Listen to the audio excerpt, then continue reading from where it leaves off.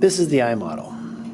And most students find the eye model confusing and difficult, but that has nothing to do with the amount of information or how difficult it will be for you to memorize all the structures. Most of the trouble comes because this is the last model we go over, so therefore they run out of time while they're memorizing this model. So first thing we're going to do is take that structure off. And you can see just dangling here, this is the lens. And the lens sits there, and I'll put it there nice and gently. But the best way to memorize the eye is just follow light, because all the eye is going to do is process photons of light. So let's see all the structures that light hits.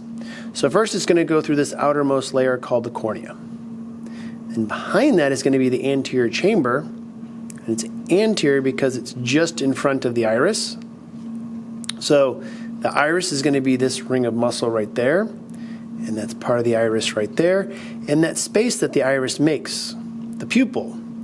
If the pupil's small, less light goes through. If the pupil is very large, more light can go through. So in low light situations, you want this to relax and actually open up so more light can go into the back. Then you have the lens, and the lens is going to focus the light. And the lens is held in there by these little white lines above and below it called the suspensory ligaments. And the suspensory ligaments pull on the lens. And above them, the things that are actually going to be pulling them, is the ciliary bodies. If the ciliary bodies contract, they pull the lens, and the lens gets flatter. They relax, and then the lens gets fatter. And all that's happening is it focuses the light either directly on the iris, and then if you look far away, it has to accommodate that, so the light is still going to be hitting the retina. So after we go through all that, it has this chamber right here called the vitreous chamber, where the vitreous humor is. If you get to do the cow eye dissection or the sheep eye dissection, you get to see that the vitreous humor is actually jelly-like, and it helps keep that round shape of the eye. And then finally, I mentioned this, that light is going to end on the retina. That's where your rods and cones are, so that's why it's very important for the lens to focus the light just on the retina. And you'll see I'm pointing to this one particular part of the retina. That whole indentation is called your macula lutea, or macula luta. The center of the macula lutea, it has a structure called the fovea centralis.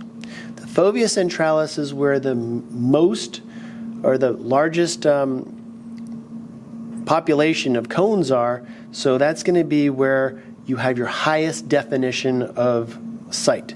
And if you look right here, 35 has an arrow pointing to the center of that indentation called your fovea centralis. 34 is pointing to the outside or the whole macula lutea. Then you'll see there's a brown layer right behind it. That's called the choroid. The choroid's important because any stray photons that miss or don't hit the retina, they can be absorbed in the choroid. And there's a lot of blood supply in the choroid that allows the choroid to have that dark color.